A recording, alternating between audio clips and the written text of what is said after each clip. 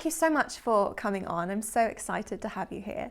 So one of the first questions that I wanted to ask you was, from your early years, what was the thing early on that most defined who you are? For me, not so much memory and experience, that I am emotional. I'm really, really deeply emotional, and that was brought up in so many elements of my life from a young age, whether positive or negative. And so I think that massively defined who I was when I was younger negatively. And then I've come through that and brought that into realising how positive it is. So I think there were multiple occasions in my life when I was younger where I was told I was too emotional. And so it's not necessarily a specific thing, but being told that from the off kind of sets the tone of the rest of your life. It's like, too emotional for what? I've never thought about it that way. I like that. Yeah, for what? Someone else's comfort. Oh my God, I feel like I'm in therapy. Brilliant. No, it's literally that though, isn't it? It's when someone says you're too much of something, it's they're saying you are too much of this for me. Yeah. Not that you are too much of that for anyone else. Doesn't serve my purpose and my agenda. Yeah, and what I've realised is I and everyone else, we're all very much mirrors for other people. Absolutely. And I found that such a powerful way of viewing the world now that I really understand people, because I look at that and as soon as someone feels uncomfortable about my emotions, it's because I'm reflecting back to them what they could be doing, and they don't want to do that because it's fearful.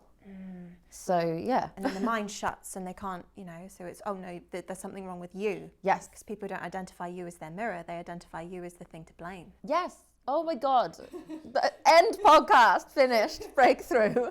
We've hit it, it's fine. There's just completed. No need to carry on. Okay, I'm ready. This is exciting. Yeah, I think that's exactly it. And I think once we can learn not to be afraid of emotions and that they are one of the most powerful things, and I think if I could go back and tell my younger self that, I'd realise what I was going through would then create such a powerful person moving forward that I can comfortably say now myself, because I finally got some self-belief. Yes. Most definitely powerful. I mean, I'm so thrilled to have you on here. I think everyone's going to agree, And yeah, like you say, having access to your emotions and being able to understand them as well, and being able to, it just gives you, it's like a superpower in a way. I think there are two elements of that. I think one, I often feel like it's a superpower because I feel like I have access to almost this like other part of the world that we don't always see. And then the other side of it is that it can feel like a hindrance because I slip back into that childhood narrative of you're too much, you're too this, you're too this. So for example, my latest job interview that I had, they asked me what my strengths and my weaknesses were. And I said to them that my strength was my vulnerability. And then they asked what my weakness was, and it is also my vulnerability. So what comes with something great always comes with the opposing factor. Yeah. So from a young age, you were you had to deal with the prospect of grief. Yeah. So if you don't mind me speaking about it, your dad was diagnosed with bowel cancer when you were 17, and he unfortunately passed away when you were 23. And then it was a crazy run you had. So it was 3 months later that your uncle died. 6 months. 6 months later your uncle died. Then 3 years later your auntie as well. And throughout your childhood as well. All 4 grandparents when you were young. Yeah. Auntie from breast cancer. I mean, that's a hell of a lot for a person to deal with, no matter if they're that young. So I just wanted to ask you, it seems like a silly question on one level, but in what way did that affect you? I think first off, nothing's ever a silly question. Just ask the questions, it's all good. I think the biggest way that I realised, probably with my most recent therapist, is most people would think that it affects you through sadness and the stereotypical things you get with grief. But I look at it as it's very weird how comfortable I am with death and grief. And that is sometimes seen as almost like a powerful thing to people, that I can talk about grief so comfortably. Right. And I'll get told I'm brave and I'm inspirational and all these other things. But actually what it is that I have literally been conditioned into accepting death and grief from the off. And so that to me, that's not necessarily a healthy thing. It is healthy how I process it now, but children shouldn't be subjected to that much death and grief from pretty much birth. So, yeah, I think that for me was the most interesting takeaway I've got from understanding my grief and what it's done, is that we can talk about all the things that we do around grief where everybody sort of hones in on, you go through the angry stage, you go through the denial stage, you go through the sadness and the loneliness and the I want you back and this, that and the other.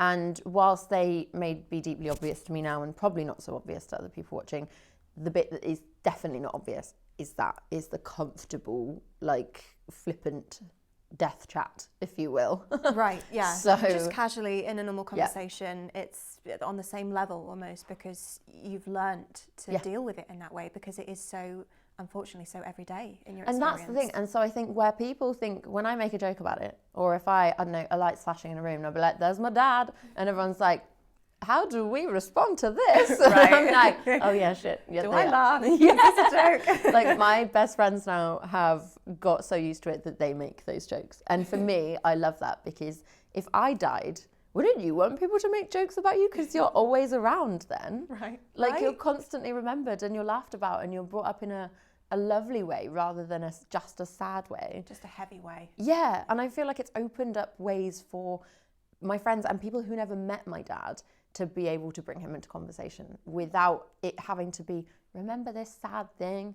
It's like, I don't know, like a door will close and someone will be like, there's your dad again. And I'm like, hello. What's up, Dad? Yeah, exactly. And then I do it when I'm around people that don't know I'm like that, and people are like, and I'm like, oh, good. Yes, we may need to explain a bit more. They're not quite as comfortable in that in themselves. So it's just like, oh, okay, I don't know how to respond, like you said. Yeah, and I think one of the reasons why I speak so gently around grief and death in that everyday way is because how often do you see it spoken about in an everyday way? 9 times out of 10 you see it spoken about in real hard-hitting, like sadness.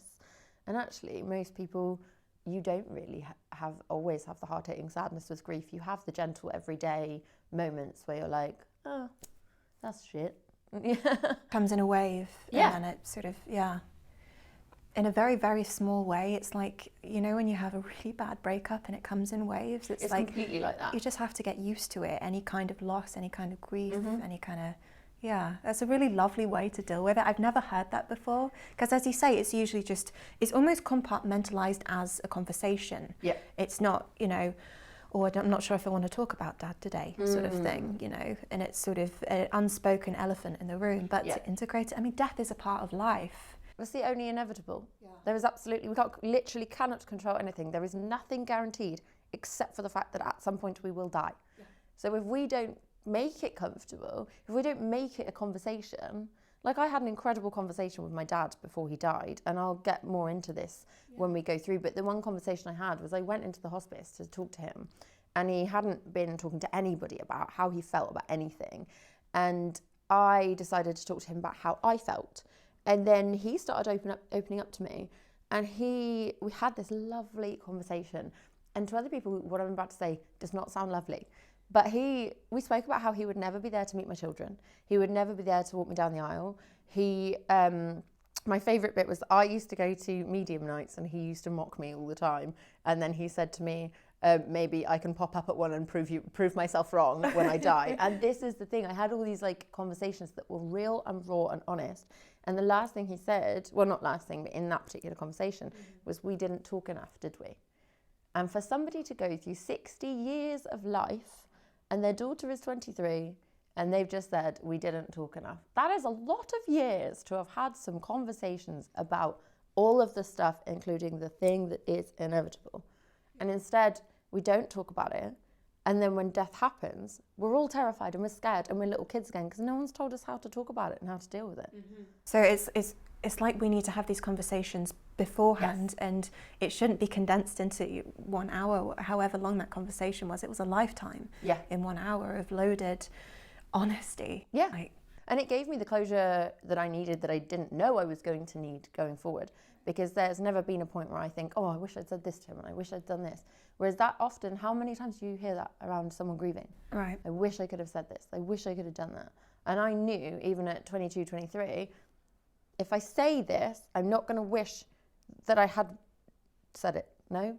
That didn't make any sense. You know what I mean? Okay, yeah, I know what you mean, exactly. You don't want to wish that you'd said something when it's too late. Yes. When you've lost the opportunity. Yeah, and I think also it's important to take note of our own morality, because that experience made me so deeply aware of my own time on this earth that I went through probably quite a ruthless stage of very low tolerance for things that didn't necessarily, this is probably the wrong wording, but things that didn't serve me well at the time. And it made me reevaluate a lot of my life and make decisions that, in hindsight, they were the right decisions. But at the time I was being told left, right and centre that I was making the wrong decisions, and I was being brash, and I was doing all these things where actually what I was doing was prioritising what I actually needed in life.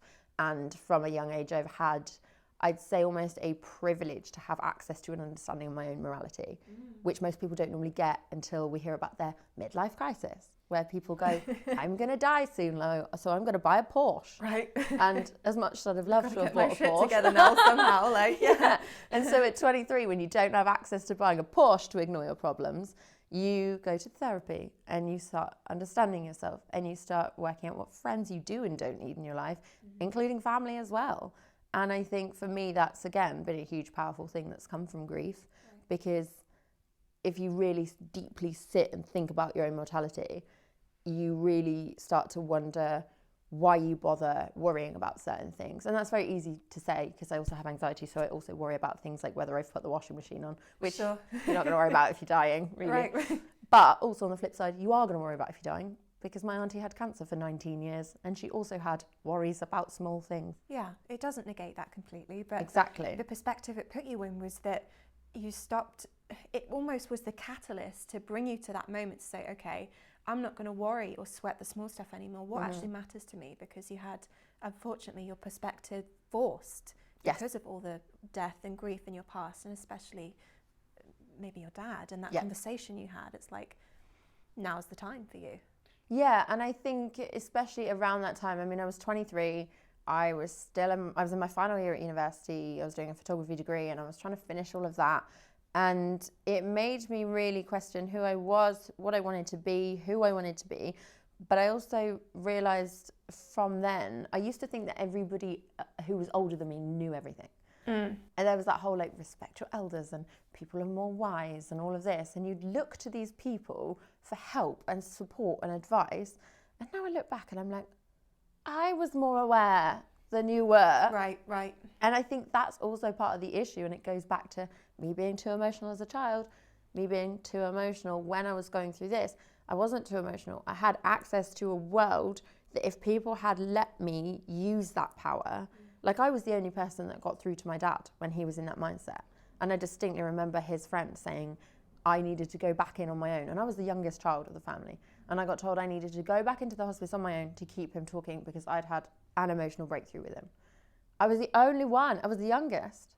And so to me, I look back and there's multiple things come up is, wow, like, what an incredible thing to be able to give him, share with him. And also I used to hate that version of me because it was so deeply hated by everybody else, the way I was. And now I look back and I'm like, she did that and she was so young. She's incredible. Yeah, and so I think it's helped me also to talk about myself in that way, as if I'm another person. Because if you sometimes put a bit of room in between who, rather than saying, I'm amazing, that can feel quite uncomfortable. Because as women, we've been taught, don't do anything other than be modest and sometimes degrade yourself a little bit. Always be under what you know you can do. Oh, don't. That's the whole other thing entirely. But be perfect, but not. Be a lady, they said.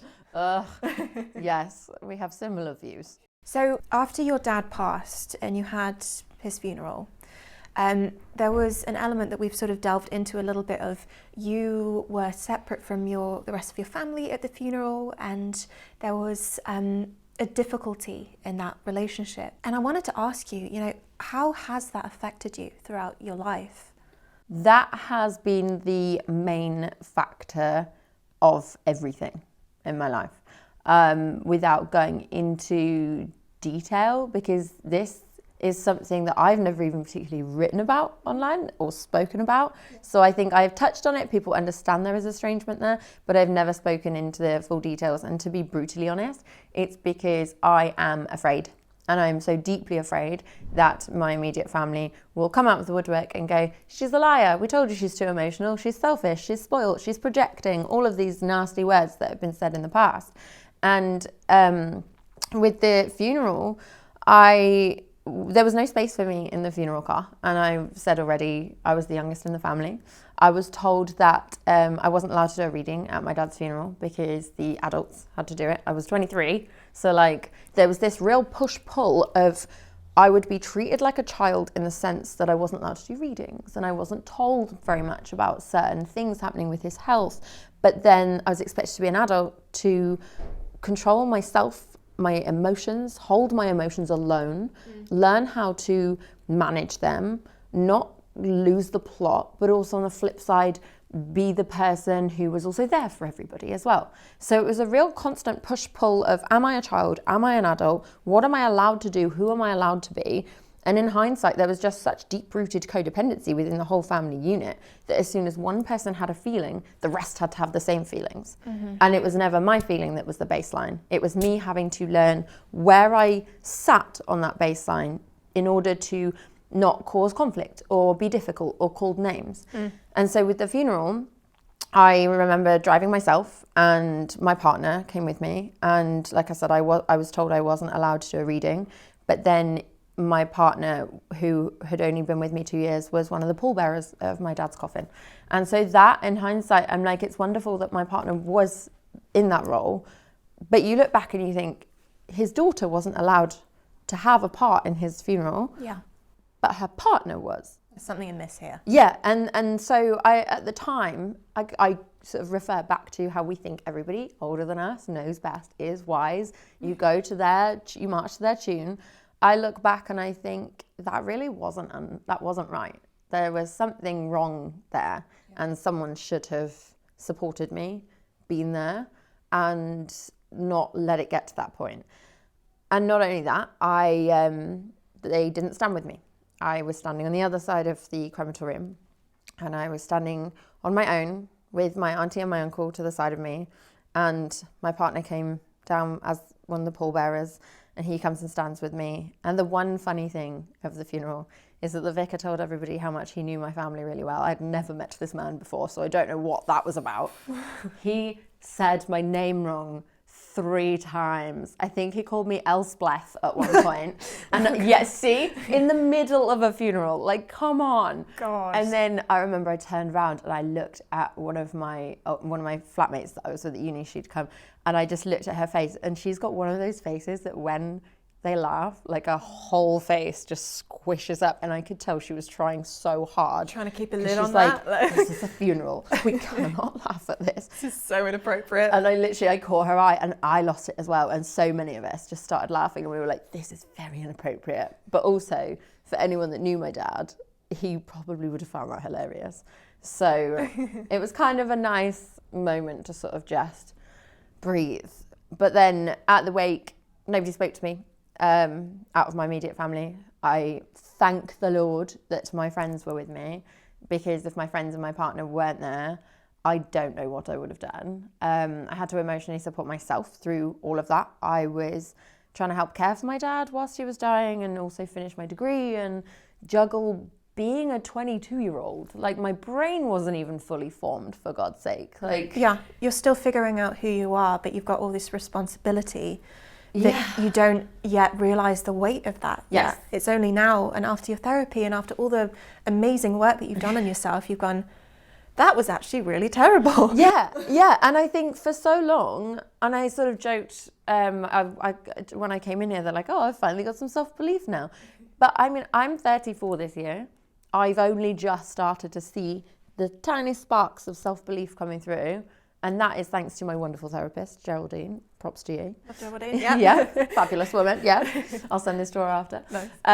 And I think now that I have some self-belief, I believe my own intuition, I trust my own gut. I back myself when I say I was treated badly, that was wrong, I should have had support. And my emotions and behaviours at the time, I was told that I was all kinds of things, from, like I said, too emotional, spoiled, selfish, all these things. And actually I was a child losing my dad, and I was terrified. And not only did I lose my dad, I lost my mum, because she wasn't there for me. And the last time I saw her, I asked if she even loved me, and she didn't say anything. So I think before, I used to be so afraid of telling these stories, because I would convince myself that I'd almost made them up, because, like I said, I used to get told I was attention seeking. So I think for me to be able to safely say these things without fear of someone calling me a liar is now becoming something very powerful for me, because yeah.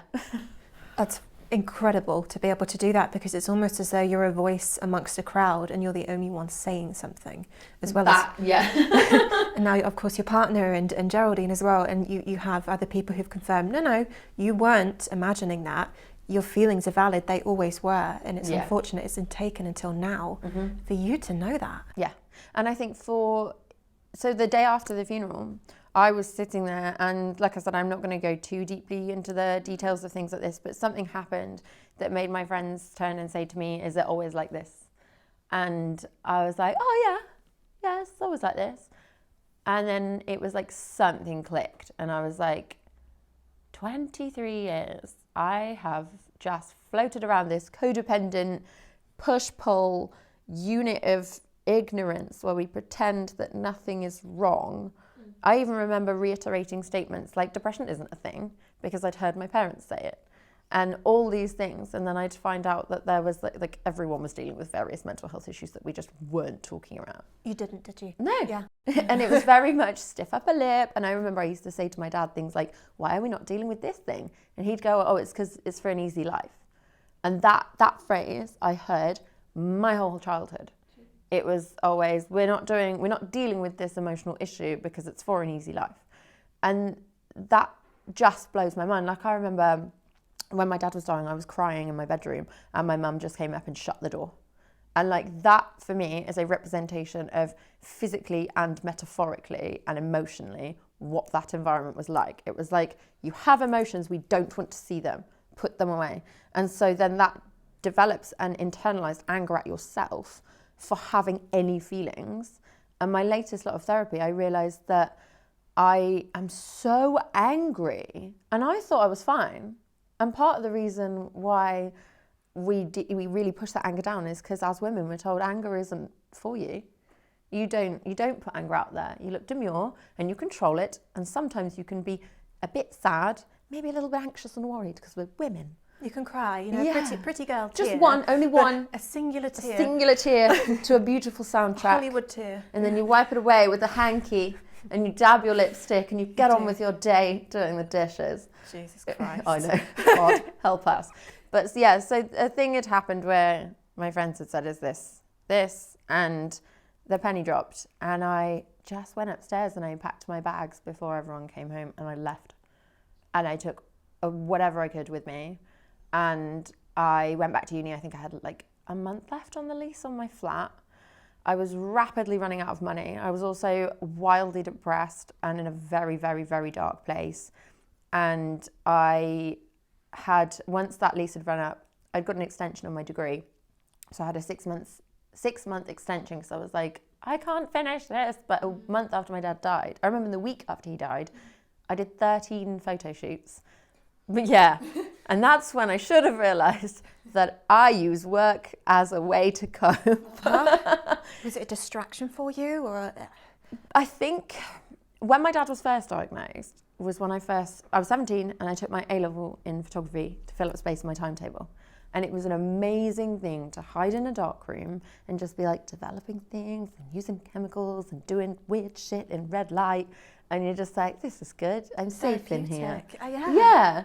And so that kind of transferred to then at uni after he died. I was doing my degree, but I was working with a lot of the fashion course, and they were trying to hit the end of their degree. So that's why there were so many shoots to be done.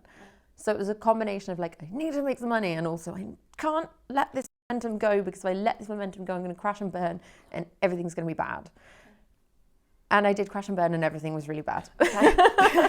Yeah. And so with my my degree, so like I said, I'd put it on hold for 6 months, or not on hold, I'd got a 6-month extension because I did my final degree exhibition, and then I still had my dissertation to hand in.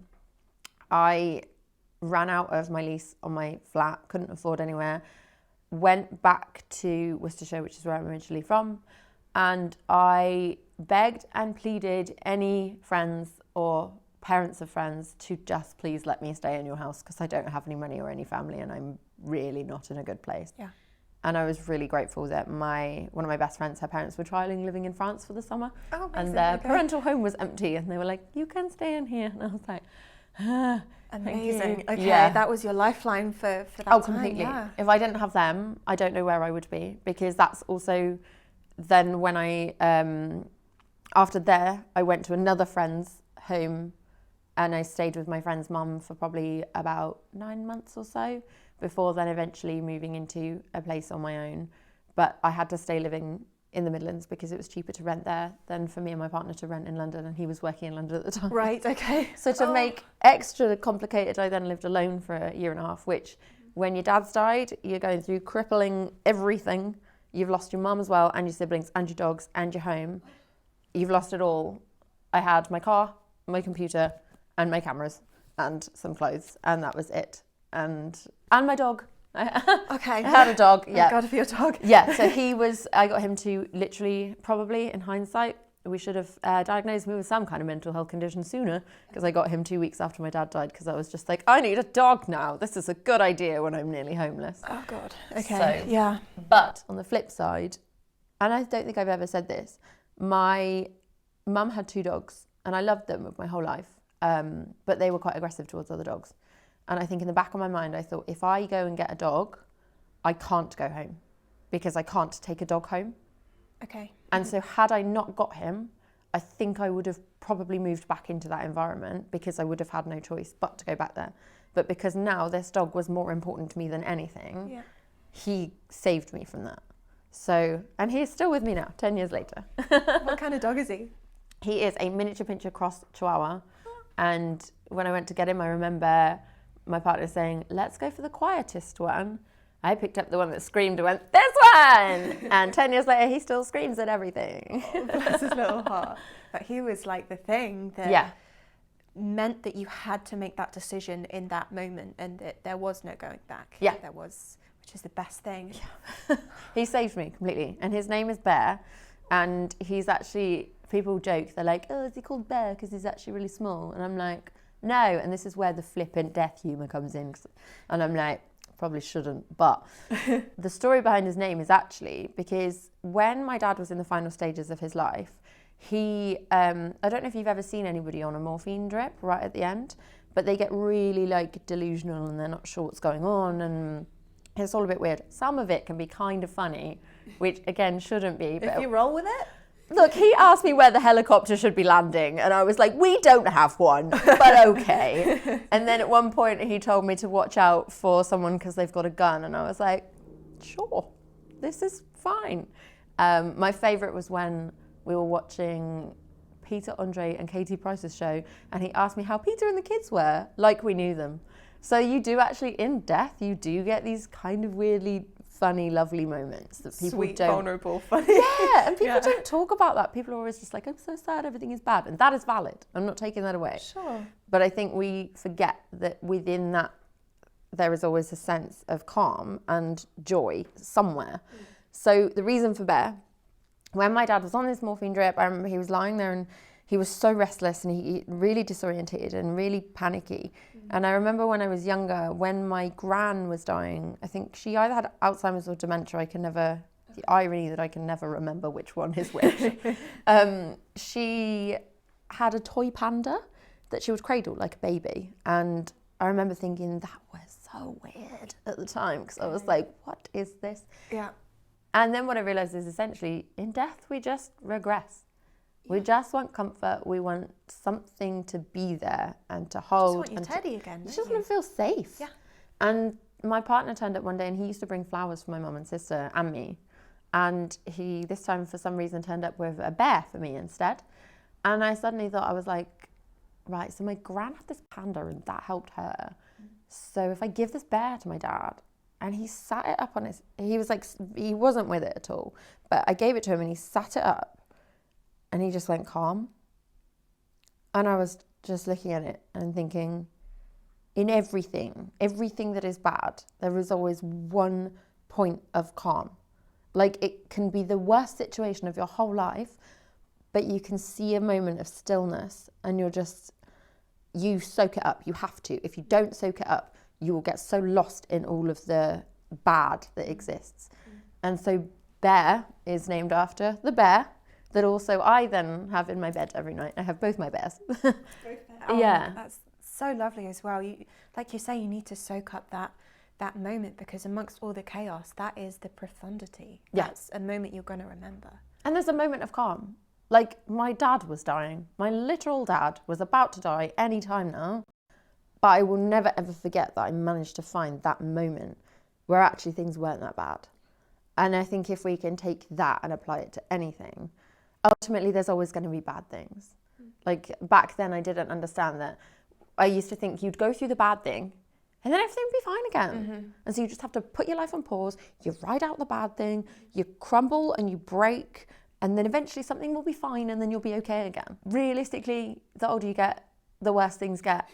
Not because of that, but the likelihood, the percentage. You're alive for longer, so you're literally having more room for things to be bad. Yeah. But also, people age. Things happen as you age. People die. People have things happen to them. You lose your job. You change your career. Like, you lose friends. Like, all these things happen. And if we convince ourselves that we have to wait for the bad stuff to happen for the good, then we'll forget that actually there is that pocket of peace in the awful that we have to keep finding. That's beautiful. Thank you. When my granddad died, there was this moment where, bless him, he wasn't really aware, but he could still hear because his heart rate would go up when someone would speak. So he would, he'd be like, he'd know his family was there. And I'm a singer, and I pre-recorded just before he died me singing one of his favourite songs, I Can't Help Falling in Love with You. Oh, don't. I was listening to that on the way here. That's so weird. Well, now whenever I hear it, I'm like, oh, this is Granddad's song. But we played it, and it was just this weird thing, because it was like, it smelled of poo everywhere because the poor guy next door was having some issues, and we were just there with Granddad playing this lovely song all together, and it was like surreal. Why am I don't cry at my own shit, but you tell me someone else's story and I'm like It gets you. I know what you mean. Oh my God, it's like that universal moment of profundity and calm. Yes. Yeah. And you realise it's something my therapist has been teaching me recently is, I don't know if you've had various types of therapy or whatever, but we're often fobbed off with CBT these days, and we're just told how to think. And actually, we need to drop past the thoughts into the body. And once we access the body, that's where the power comes. So for example, even if you think about that example with your granddad and how his heart rate is and how his thoughts may not have been thoughting there. There's some English to have been better there. But his body was responding. Yeah. Now, if we relate that to ourselves, if we forget about our own thoughts for a second and drop into the body, we can then understand ourselves so much more than just trying to tackle the thoughts. If someone's literal heart rate is responding to noise, what do we think our bodies are doing in response to the world? And I think that's why so many of us are so disconnected. And it wasn't until I got older that I realised that the reason why I was so deeply unhappy in myself is because my brain had disconnected from my body. And I came into the fitness industry thinking, well, as a person doing fitness as opposed to into the industry, I came into that industry as a person trying to lose weight because I thought that if I lost weight that would fix all my problems, as is everyone born anytime ever, mainly around the 90s. That got real bad. But heroin chic has a lot to answer classic. Thanks, Kate Moss. Yeah. I mean, she's not to blame for. She was a product of the years, but environment, absolutely. But and it still is. There is body positivity now, thank God. However, even that I struggle with because we've gone so far the other way now, body positivity is incredible for women that can access feelings of positivity about themselves. But if you can't access feelings of positivity about yourself, then you hate yourself. So women are now being told, if you don't love yourself, then you're a problem. So before it was, if you don't hate yourself enough, you're a problem. And now it's, if you don't love yourself enough, you're a problem. And I love the concept of body neutrality. And also what people don't understand is that body positivity it was vastly rooted in, I think it was it the 70s, when the movement was originally pushed by black women and queer people, and I think there were a few other demographics in there that were promoting the body positivity movement. And most people don't know the roots of it and don't look into it properly. Right, yeah. And actually now it's championed by random privileged person on Instagram who doesn't actually understand the meaning of body positivity, and it's been ripped away from the people who genuinely needed that. It's a buzzword now. Yes. Yeah. And I think it's something that's used in advertising campaigns, and do you know what I mean? I think it's had its meaning stripped away from the thing that it was supposed to be in the first place. So I quite like the concept of body neutrality, which is looking at how your body is just there. You're just neutral. It exists. It helps you to live. Yes. And then if we waver between that sometimes to sort of like, okay, I really love my body today, that's amazing. That's so powerful because you weren't forcing yourself to get there. So in the same way that happiness isn't always our baseline, body positivity shouldn't always be our baseline. It's almost like the body version of like false positivity. Yes. You know, it's like I have to be, and I have to push this so that I am, what I should be. Whereas if you're okay with yourself on your bad days and your good days, and you're continuously learning with resources to try and help increase those good days. Like that's all we can kind of ask of ourselves. And also finding space for when we can't access the positivity, because we don't even need to be okay with ourselves when we don't like ourselves. We just need to be okay with that feeling, and that's how we drop past the thoughts into the body, and we go, right, okay, what am I feeling? What's my body telling me? So I've recently discovered that my sadness sits in, I think, my chest, and my anger sits in my head. Wow, okay, so they're quite physical feelings for you that, And so when we start to realise that actually it's a lot less about weight loss and aesthetics and all these things, and we start to really deeply drop into ourselves, now that I can understand where my body's starting to hold certain emotions and feelings, isn't that more incredible than making sure I don't have a thigh gap? Like, do you know what I mean? Absolutely. It's quite incredible that you can be in tune with that as well, because I think a lot of us ignore that. Yeah. But that's not our fault. That's because we've been separated from that brain and body situation. Like you're saying that you were, throughout those years. Oh my God, absolutely. I notice in myself, I think I hold mine in my throat because I've held back. That's your communication. Yeah. What I want to say. It's like your throat chakra is literally your communication. Yeah. So, and it's fascinating because when, like you said, when we take that second to drop in, even in that moment, you're like, okay, it's actually here. This doesn't feel good, and it doesn't feel normal, and it feels loaded. And then it helps you understand what you need. Because say, for example, you have a situation going on right now, you drop into your body and you go, right, my throat feels like this. I'm not honouring my own voice. And it helps you then to get to your intuition, get to your gut, and you go, right, so I am allowed to honour myself, because actually if I honour myself, it frees up how my body moves, it helps my body communicate better to itself, and therefore will have a knock-on effect on so many things. And then ironically, we're probably then happier in ourselves and our bodies, but we didn't care about being happier in ourselves. It's going to help nurture the relationships I'm afraid to damage because I speak my truth, because I'm being myself. Yes. You know? It's just, when you're younger, perhaps it's not easy to access that kind of wisdom. But also, when we're younger, we're taught to listen to everybody else, but never ourselves. If you think about it, in schools, we're told to be quiet. We're told to sit still. True. To make ourselves smaller. Like I had multiple scenarios in my life where I've been told to be smaller or to not be myself. And there was one when I started my final university, so I was at Nottingham. I was in my first ever lecture, and I was sitting next to a girl that I went to Birmingham City with to do my foundation art and design, and I thought she was a friend of mine. And we were in this lecture, and I spoke out to the lecturer, I asked a question, I challenged a couple of things he said. Sure. Not out of aggression, just out of like, I love to understand things and I need to ask questions. And to me, that was very normal. And then afterwards, she'd had a seminar before mine and I was waiting to go in. She came out and she said, I think you just need to tone yourself down a little bit, because a girl in there asked me who that stuck up person was that I was with. And I just think you need to be a little bit less you. And I sobbed. And that, if I want to pinpoint where I realised where my anxiety not began, but where I became aware of it, from that exact moment, my whole soul started to retreat. And I remember to this day, Linda, who was my tutor, came and got me. She didn't even know me. She came and got me into that first seminar. I still talk to her to this day. She's fantastic, and she got me through that without even realising. And it was another tutor that took me to one side and said to me, I think you might have something going on anxiety wise. And I was like, no, I don't. I'm fine. Yeah. It's an easy life. Because you've just been taught that your emotions are too much and you just need to deal with everything and be in line. And it was always from people that I either thought were my friends, or they were caregivers, or they were teachers, or when your own mother says that you're too much and you're too emotional and you're selfish and you're spoilt and all these things. Who are you going to believe? Right.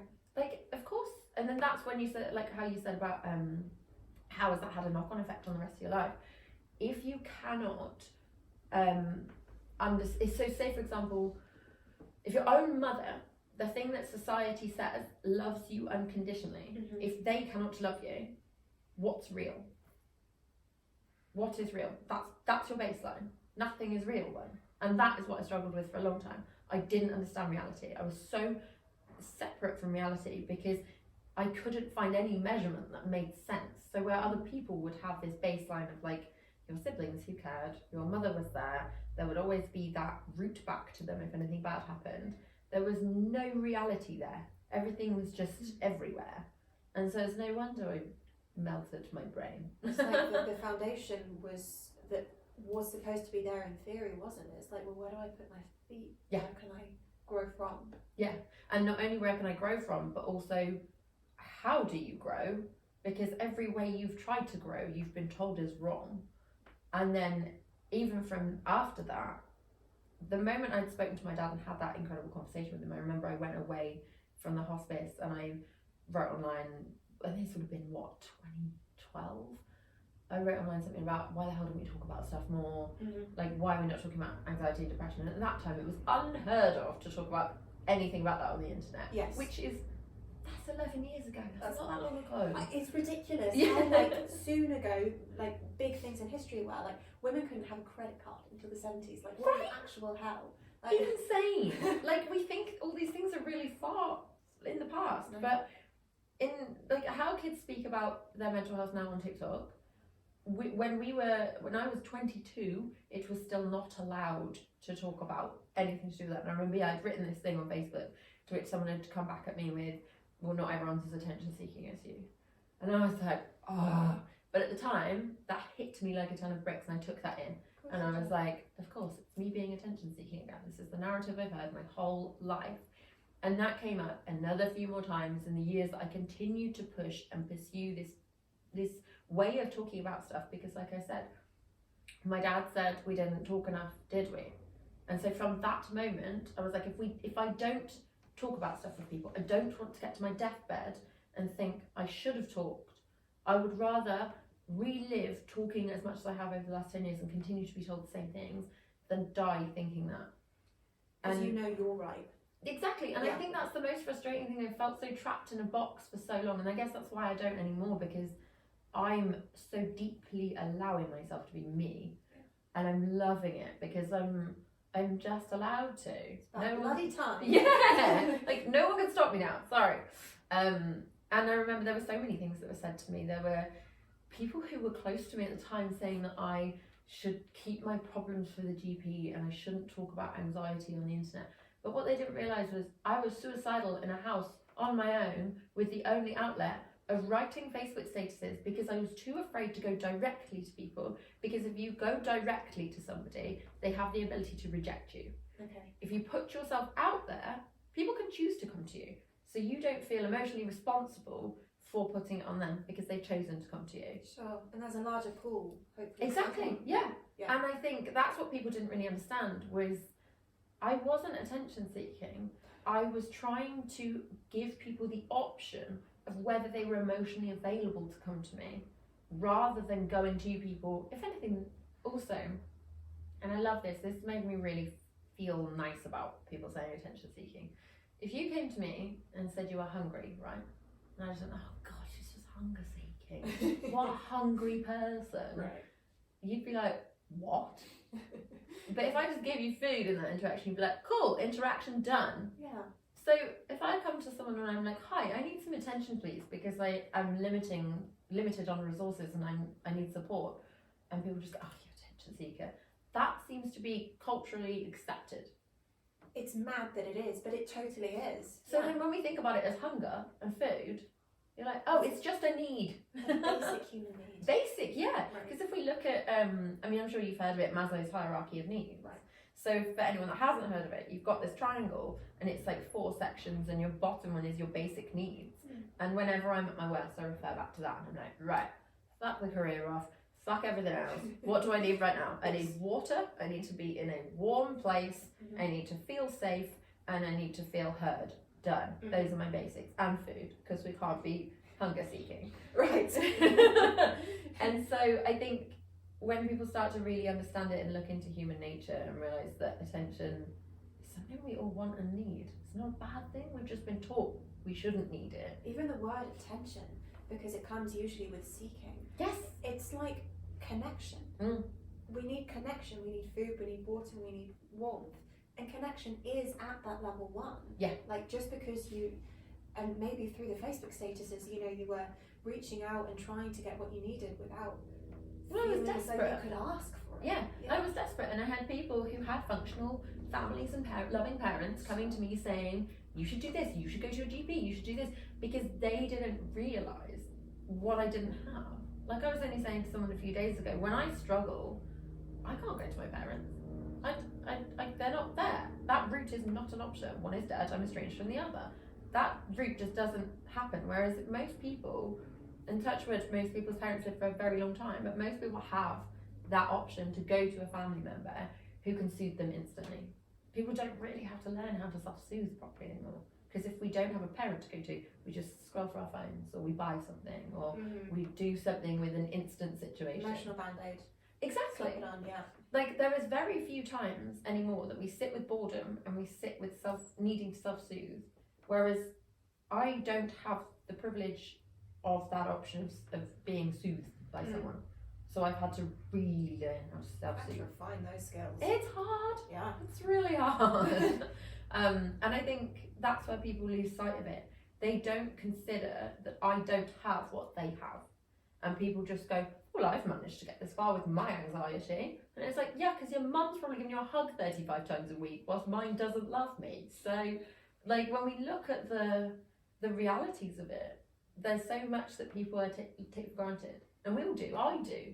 It's like the privilege race. It's like, well, we're running the same race in life, aren't we? But if you've had a lack of grounding in your life and somewhere to go to and that emotional stability, it's as though you're starting 10 paces behind everyone else. Me and my friend actually have this thing where we remind each other that so anytime someone does something really well that we know of, and if one of us beats ourselves up like, oh, why am I not doing this thing, because I'm not a jealous person, but we can all get easily triggered by what someone else is doing on the same path as us, and we convince ourselves we're not working hard enough. Judge yourself. Yeah. So we now do this thing where we're like, okay, those are the plus 100s because they started off with parents and a home and something else and something else. We are the minus 50s. So if we've got to 0 and they've got to 150, we've both worked the same amount. It doesn't matter if they're up here and we're there. We've done the same amount of work. Yeah. So we're just like, okay, just remember you're the minus 50 and that's fine because you're doing all you need to do. Yeah. And I think that's the thing a lot of people don't realise then also on the flip side of that, and we've spoken about it outside of this, is that concept of inspiration porn. You're going to get 2 types of people when you lose somebody. You're going to get the type of people who cross the road because they don't know what to say to you, and the type of people who just get it and they're there. And 9 times out of 10, the type of people who are going to be the ones to cross the road to avoid you are going to be some of your best friends because they just aren't equipped for it. And they just don't know what to say. I lost most of my best friends when my dad died. And also around the subject of the kind of trauma and neglect from my family members, that because we were seen as such a okay family, like from the outside, nothing was wrong, that it looked like I was this attention-seeking liar. So I lost a lot of friends who sided with them because those friends were also young at the time, and they're not going to know any different if I was also playing up to this role that I had within this family unit where I was like the funny, silly, jokey one. And then suddenly my dad dies and I go, hang on, I'm not the funny, silly, jokey one. I'm the one with emotions that wants to be heard, that needs to be heard and needs to be looked after. And nobody liked that shift. So, yeah. Jesus, yeah. You know who your real friends are, I suppose, when you start to be yourself and give yourself permission and space to do that, and you lose them. Yeah, and I think in hindsight, for a long time I blamed myself, and I thought that, I mean, we have all been kind of taught that you get this core group of friends from primary school and it's so sweet and wonderful and you're all best friends and you all grow up together and then you all marry somebody in the local area and you have your kids and whatever else and you're all just so wonderful and lovely, and if you don't keep your friends from childhood then there's something wrong with you. Ah, yes. And then you get older and you're like, if I met these people now, probably wouldn't be friends with them. Wouldn't be friends, probably. Yeah.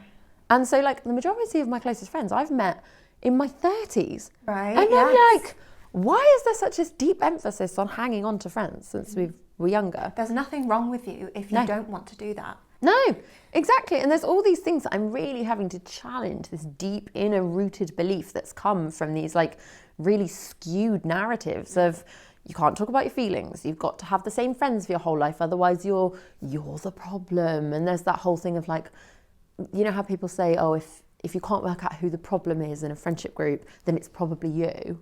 Or like, you know how people say about it in like an office environment. And it's like, but you probably aren't the problem.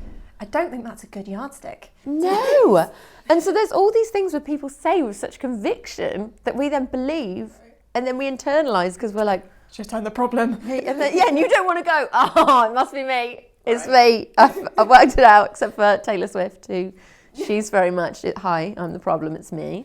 So...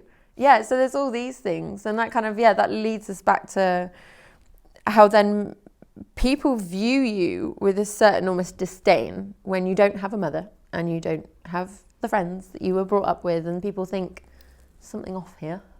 What is this? And then you almost find yourself having to people please and prove so much that you're worthy of just being alive, which takes its toll. So tough. Yeah. So it's been a ride. It's been a ride. It's been a ride. A turbulent ride. Yeah. And I think working through all of that, rebuilding myself, finding where I need to be, building businesses up, getting into the fitness industry, being a successful photographer for 15 years, no longer being homeless. Woo, that one's a good one. Amazing. All of these things, and like genuinely having compassionate, loving, understanding friends who don't expect anything of me, to be able to rebuild to that point, comparing myself to the person I was 10 years ago, it's unheard of. Like me 10 years ago, I mean, to be super flippant about it, since within those first probably 5 years, I attempted to end my life 3 times. I now can't believe that, because if I'd have done that, I wouldn't have got to this point. Yeah.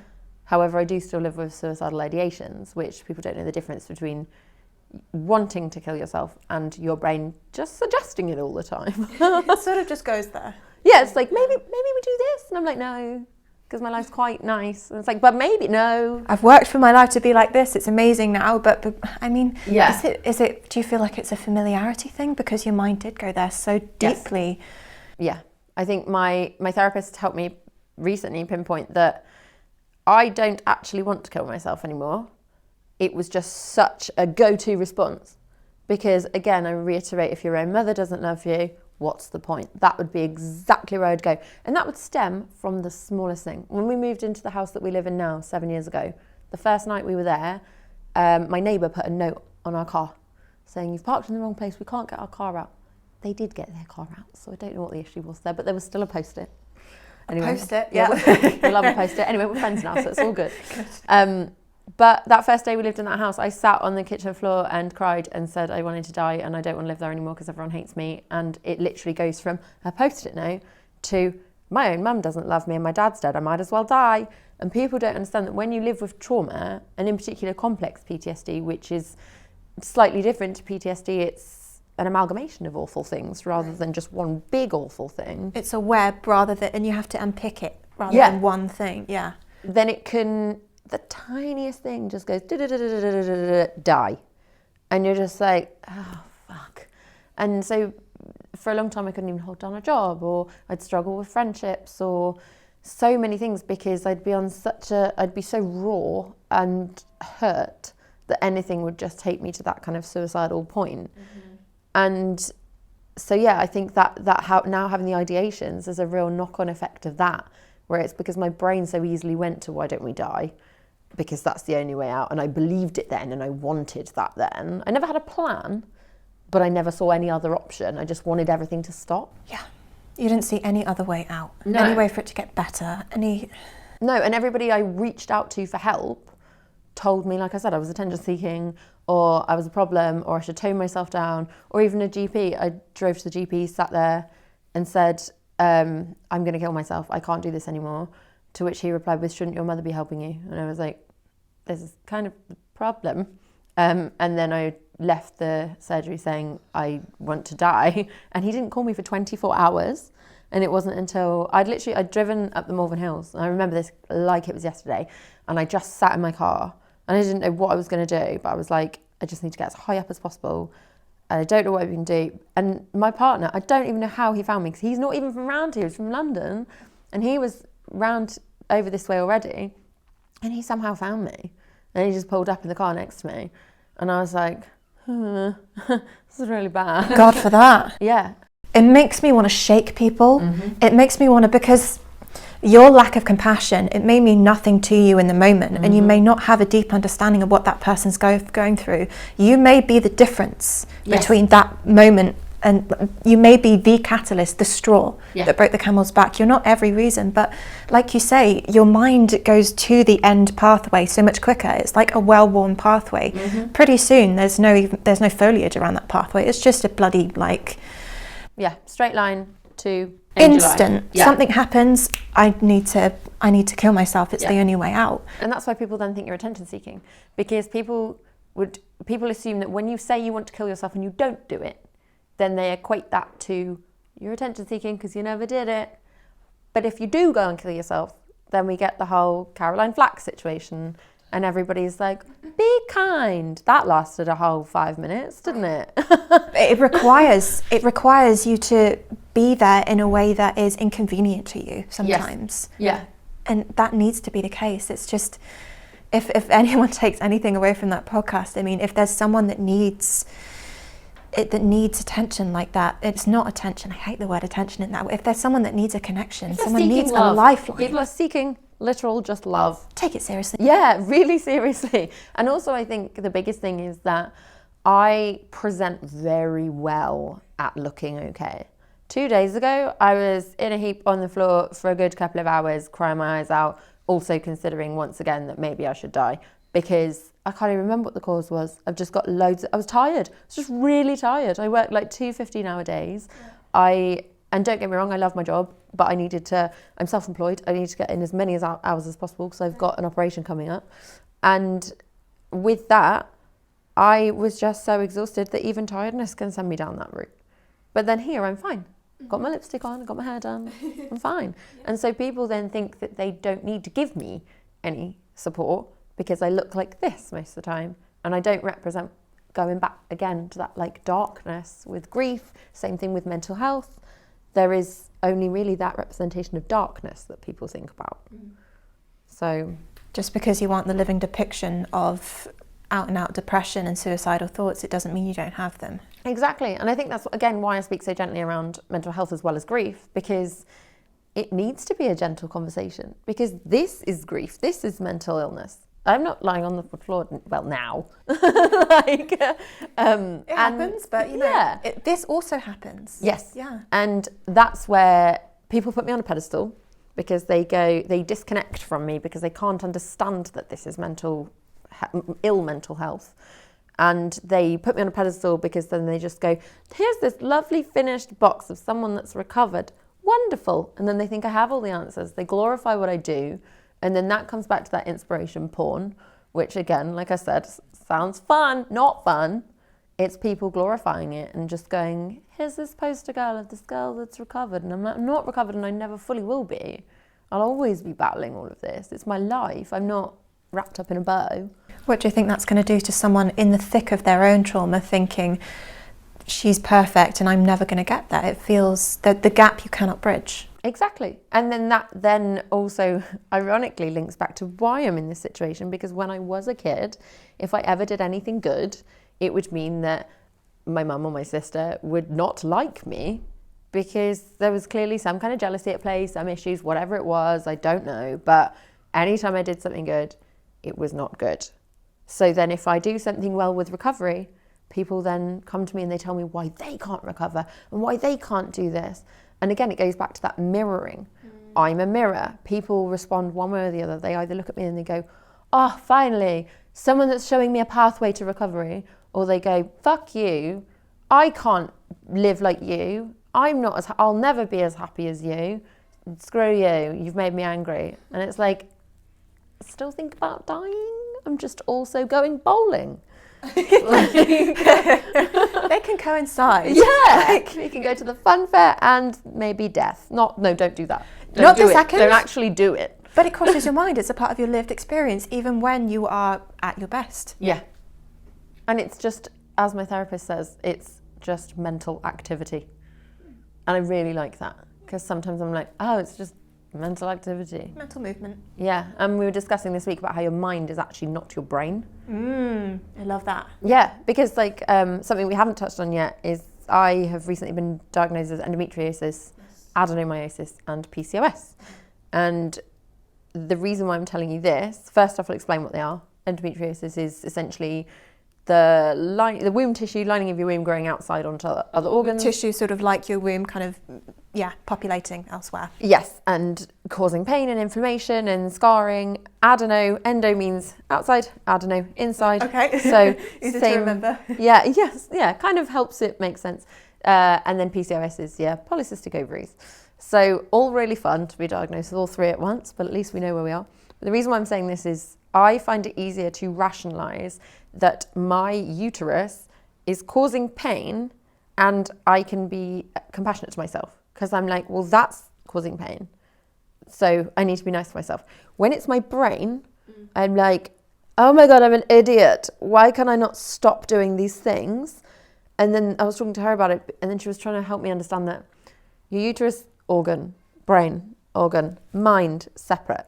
So then when we think about that the same way as we think about this, you can be like, oh, it's my uterus causing pain. It's my brain causing pain. My mind can help me be compassionate to both of those things. Mm-hmm. If we were more in control of our thoughts and in that way, then why would we choose to be in pain? It's not a choice. It's because they're out of control. Yes, it's just mental activity. It's separate from you. Exactly, yeah, it's just mental activity. But then also on the flip side, we need to remember how deep-rooted the mind and the body are. And that's where we come back to that, how, for me, the understanding of trauma, in my case, was that my mind was separate from my body. It wasn't that my brain was very much still there, it was causing the pain. And when we learn to connect the two, I mean, the body keeps the score. When things flare up, when I have pains, when I have aches, when when we're tired, when our shoulders ache, that people know universally that if your shoulders hurt, you're stressed, right? Why do we not address that to the rest of our bodies? Yeah, it has mental repercussions as well. So why are we going, oh, you're so stupid? Yeah. When it's just like having shoulders up here, having stressed out thoughts. Exactly. And when we connect back into ourselves, even just stuff like our hip flexors are where our emotions are. And you do a yoga stretch. Yes. And then you bawl. Oh my God, pigeon pose. And then let's you're normalise crying in the pigeon pose. Every time. Oh my God. I know. I get my clients to do a stretch at the end, and I'm just looking around the room like, is anyone crying? I get them into a hip flexor stretch, and I'm like, come on, cry with me. It takes you by surprise, doesn't it? It's like, this is so inappropriate, but it's not. Do it. Cry, like, get it out, because it's literally lived trauma that's living in your body. Yes. It's a way to process it. And when we drop below the thoughts into the body, Yes. We're understanding ourselves, and it's a tool. I heard something the other day that was I was listening to another podcast. I think it was Saturn Returns. I don't know if you've listened to it. It's Caggie Dunlop. Oh my God, I love her. Amazing podcast. She was interviewing Shona Virtue, who's an Australian fitness person.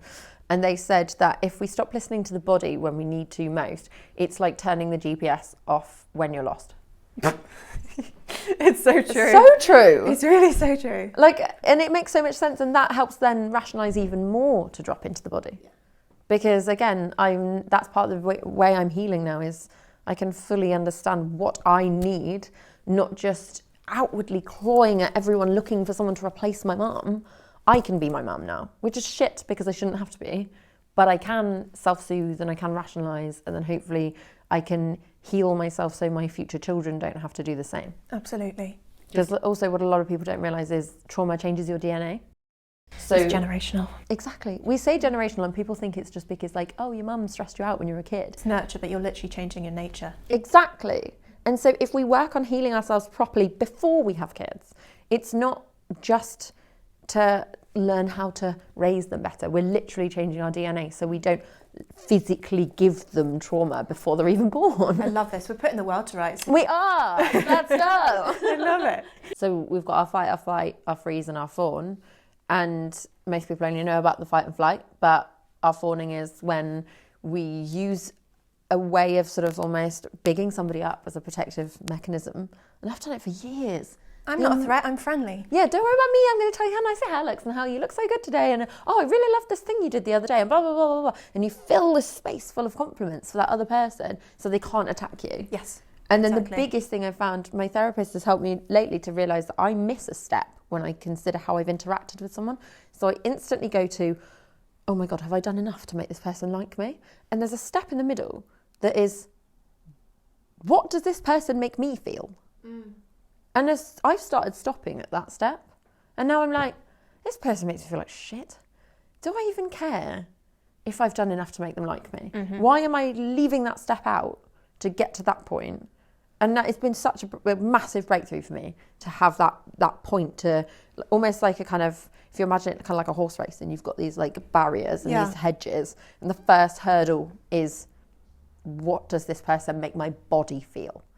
Like I went for an interview at a boxing gym recently where a guy was really rude to me and I'm laughing because of my response, because he looked at me like I was mental, which I mean certifiably, yes I am.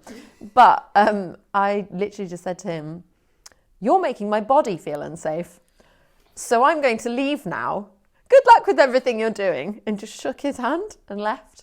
And there are moments like that where I'm like, maybe it should have been noted that maybe I was possibly on the spectrum sooner. And I'm like, that might have been the indicator, but I love that's so clear. I've just started doing it and it wins people because they don't know what to do. And I've also started doing things like in job interviews, I've started interviewing them. Yes. Like, it's changed my life. I literally, the other day, there was one where it sounds like I have loads of job interviews. I don't. I've had like 4 recently and that was it because I've started a new career.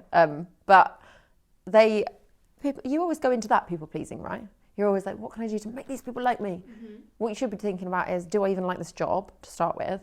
And then I've started telling them that I need to know that I'm the right fit to be in that environment and that they're the right fit for me. Mm-hmm. And my favourite question is, what have you done recently that your employees have valued you for? I love you that. watch people panic. Do people have a will to live in your workplace? How many people cry in the cupboard? How many times a day? Do you pay them in money or cake? And do they bring that cake in themselves? Honestly, where is your bar? Then suddenly it's on them to impress you. As it should be. It's a two-way relationship. Exactly, but we don't do that. We are all constantly trying to impress. And suddenly, you do it once. You tell someone that they make your body feel unsafe and you leave an environment and you're like, I love it. Why have I not done that before? I bet you thought about that afterwards and went, yeah, I think he shat himself, to be honest. Like, it was beautiful. But also, 2 days later, their gym then got repossessed. So I was like, thanks, Dad. But, oh, God. So anyway, death humour. We will move on. But yeah, so that's how my new career is going so far. That's incredible. Okay, it was going to be what I was going to ask you next. So you're obviously into strength and conditioning, into your boxing coaching. And one of the things that you've mentioned is that within that new environment, it's been lovely for you because there's that lack of competition in that negative way. It's more supportive. Yeah. Is that the first time that you've found that in that environment? Yeah, which I think is a sweet irony considering it's fitness. And fitness is based around competing. You'd think that Yeah. the personalities and the way that you're relating to people is more like you do you and you succeed. And so take the boxing, for example. That has blown my mind in particular. That sport has really captured my whole heart and soul because most people think it's aggressive and you've got to be angry and you've got to have issues to want to go and be hit in the head for however long, which maybe that last bit. But when you are in the ring, you have to have control. You have to have complete control over yourself. You have to be as at peace and calm as possible because the second you go off that radar, it goes back to, again, like that body positivity. You can't be too far. You can't be too far with your happiness. You can't be too far with your anger. You've always got to, everything you do, even with going back to my dad and the death and the calm moment, there's always that sweet spot in the middle that we have to find. You find that in boxing, you're away, you're perfect. It's the same feeling I get in boxing that I get in yoga.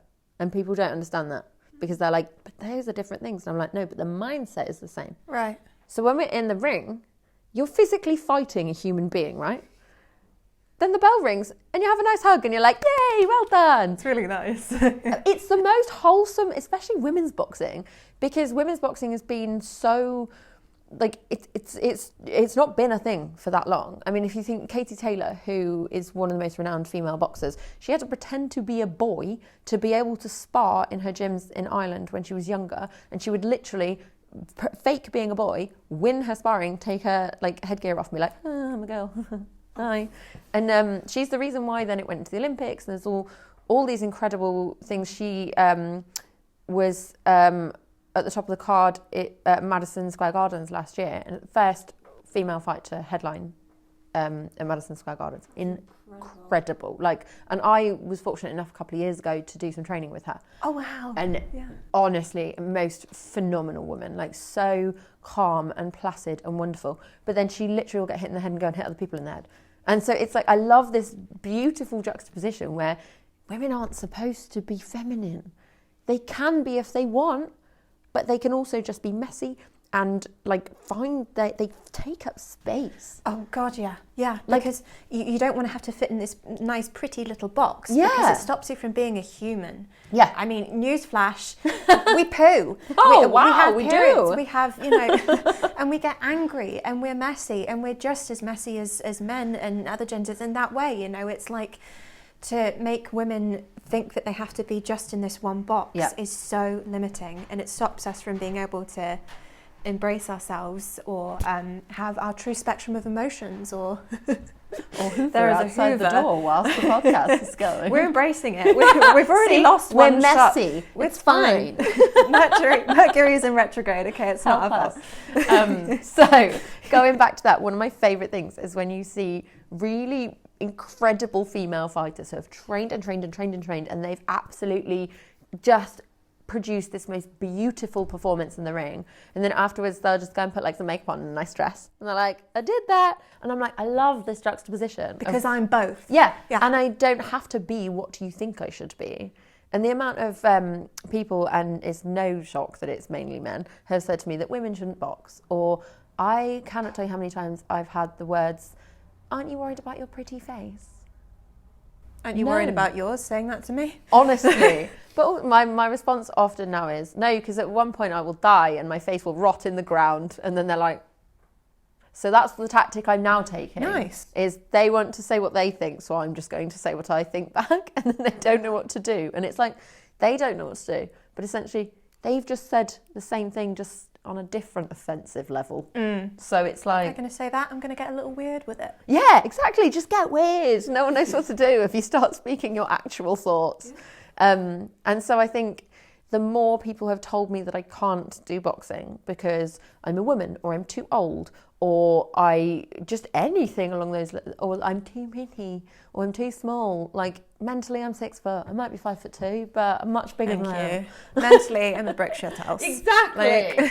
And so I think that's the thing I love about it, is there's obviously competition when it comes to the sport, but women want each other to win. And then going into also the strength and conditioning side of things, like I'm currently coaching at F45 in Wimbledon. My team are unbelievable. Like I cannot speak more for how wonderful it is to have people who are Gen Z / younger millennials in charge of an environment. They understand emotions. Honestly, I had a conversation with my manager the other day about how much emotional energy it takes to coach a class, and he literally made sure that I was well enough mentally to coach the amount of classes I was going to coach that week. That's incredible. When I was working at bloody Matalan 15 years ago, if I'd have said that, they'd have been like, you're not good enough for this underpaid job where you spend all your wages on the petrol you use to get there. Totally. Under different management, it's like you're meant to be a robot, and if you're not completely in charge of your emotions, and if you have this messiness, then it's like you're a liability. But actually you're running your company in a way that is not treating me as a human being, and you're not helping me be my best. Yeah. So, I mean, whose fault is it really? Exactly. And that's why for so long I was self-employed. And I mean, technically I am still self-employed now. I'm just self-employed within the fitness industry alongside my photography and illustration and all the other bits and pieces I do. But for a long time, after I had that huge breakdown after my dad died and went through the homelessness and everything, I could only be self-employed for a period of time. And I went through the Prince's Trust, set up my first business. And again, there's a lot of information we could probably talk more about another time, but to gloss over it, set up my first business, was self-employed for a long time because I was so afraid of working for somebody else, because my only history of working for other people was you have to sell your soul for a company. And if you don't sell your soul for a company, then you're not good enough. Like I had someone tune into a headset when I used to work on the phones to tell me to stop talking about my future and get on with my job. I was telling people when their deliveries were 40 times an hour. Like, let me talk about uni for 5 minutes when I'm not even on shift. And I just had my headset still on and my manager listened in. Oh God. Yeah. That's so she tuned bad. into my headset. And I remember watching a woman celebrate her 60th birthday, making the same phone call 40 times an hour for 8 hours in a row with balloons around her. And I was like, I ain't doing that on my 60th birthday. Absolutely not. I need to do shit that's anything other than this.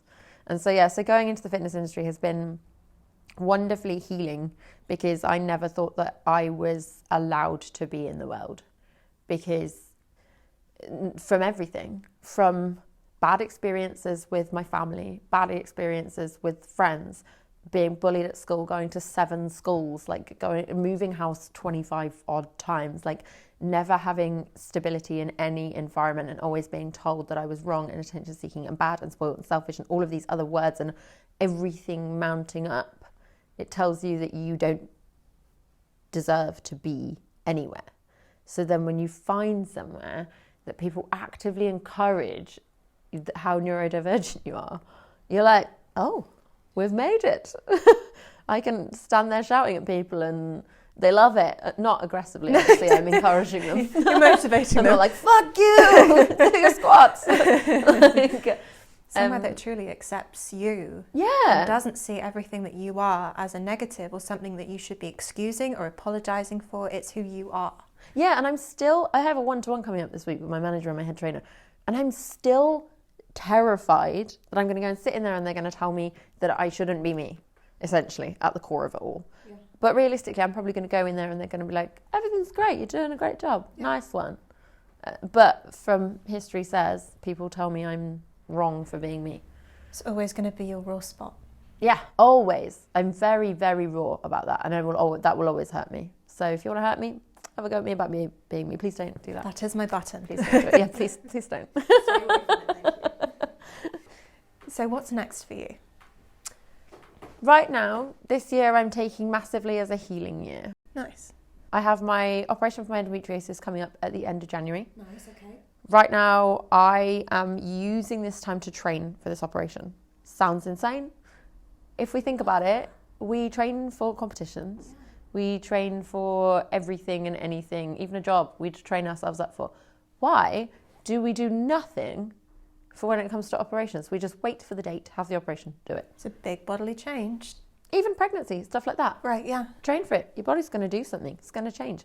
Research it, understand it. My trauma has always come about because I don't understand my body. So if I can understand this, so right now I'm using it as a real deep opportunity to understand what my body's doing, what this condition is, and then really strengthen that knowledge. So how powerful is that going to be when someone comes into the gym and they're like, I have endometriosis, I'm scared of training, and I can go, Wow. I know what to do. So for me, it's becoming a really powerful, positive thing because I can reinforce that, like I said before, I used to guilt trip myself about my brain.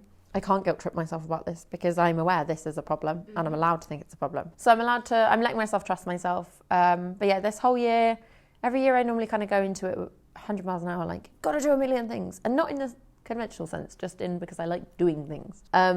So this year I'm just trying to dial it back, not expect too much of myself, just heal, understand, listen, flow, and then, yeah, we'll see what happens. That sounds like a good way to start.